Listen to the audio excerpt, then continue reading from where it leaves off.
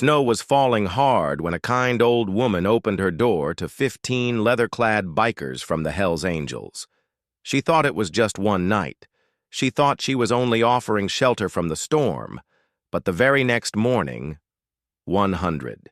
Motorcycles lined up outside her home, engines growling, helmets staring. Every neighbor was too afraid to step outside, and she stood there alone, clutching her shawl, whispering to herself, "What do they want with me now?" You will not believe what happened next. Stay with me, because this story only grows darker and far more unsettling. The snow fell heavy that night. The little farmhouse on the edge of town was nearly swallowed by white silence.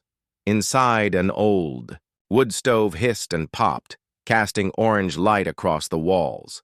Eleanor, a kind old lady with silver hair, set a kettle on the stove. Her hands trembled slightly, not from age, but from the sound she had just heard. Engines. Loud, growling engines cutting through the storm. She pulled back the curtain. 15 motorcycles crawled up her driveway, headlights glowing like watchful eyes.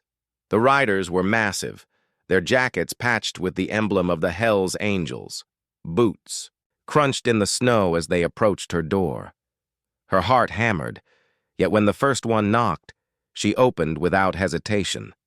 The storm was merciless, and they looked frozen to the bone. "Come in," she said softly. The men filed inside, shaking snow from their coats, steam rising from their breath. The house filled with leather, smoke, and the scent of gasoline. Her cozy kitchen felt suddenly small, but she offered them soup and blankets. They ate in silence, eyes scanning every corner of her home.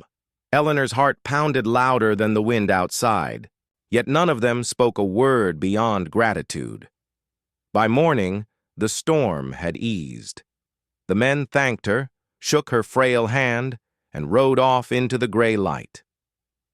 Eleanor breathed relief, believing it was all over.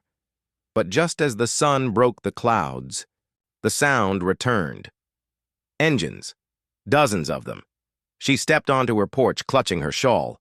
Down her road, one by one, motorcycles appeared. 10, 20, 50. By the time they stopped, 100 bikes lined her property, engines idled in unison, a low growl that shook the ground beneath her feet. The riders sat motionless, helmets glinting in the pale light, as if waiting for a signal. Eleanor's breath caught. She whispered, into the cold morning air, "What do they want with me now?" Engines rumbled like thunder trapped beneath the earth. The sound pressed against her chest, each vibration rattling through her ribs. Frost clung to the porch rail as she gripped it tighter, her knuckles pale.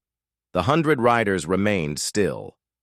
Not a word, not a gesture, only the steady hiss of exhaust clouding the cold morning air. Eleanor's eyes darted from one helmet to another. She could not see their faces. She could not guess their intentions. Then, slowly, the lead rider dismounted. Boots crunched across the frozen gravel. He walked toward her, heavy steps echoing in the silence. Eleanor's breath hung in the air like smoke, her body refusing to move. The man stopped at the edge of her porch. He removed his helmet, a scar cut across his face, his eyes sharp as glass. He studied her for a long, unbearable moment. Finally, he spoke. "Ma'am." Word travels fast. His voice was low, rough, like gravel grinding under steel. "You took in my brothers last night." Eleanor's throat tightened. She nodded, unable to form words. The man glanced back at the line of bikes stretching down her road. "They told us what you did, and now—" His voice trailed off. Eleanor's stomach turned as the silence deepened. Again, what did he mean? Why were so many here? The man's lips curled into something that was not quite a smile. "Now we are here to repay our debt." The words froze her in place, her heart torn between relief and dread. Repay? How? For what? The riders began to shut off their engines one by one until only the winter wind remained. The sudden quiet felt more dangerous than the roar. Eleanor's pulse quickened, every sound sharper, the creak of her porch boards, the ticking of the stove inside, the faint whistle of wind through the pines. She whispered to herself, "Repay? With what?" And in that moment, the man reached into his jacket. Her breath caught. The world narrowed to his hand, slowly pulling something from the dark. The man's hand emerged from his jacket. Eleanor's chest tightened. In his grip was not a weapon, but a folded piece of cloth. He held it out toward her. A bandana, stained, worn.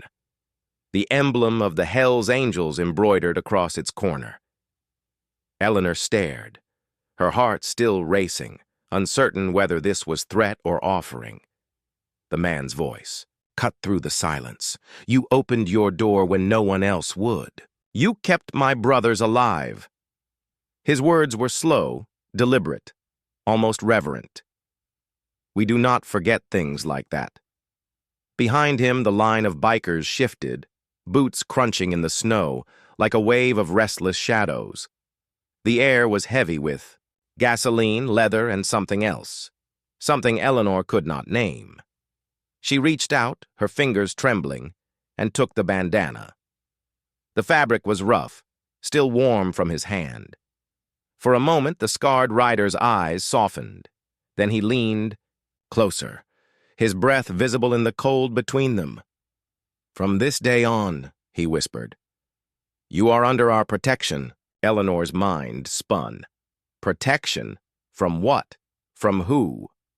The 100 riders stood like sentinels, engines silenced, watching her every move.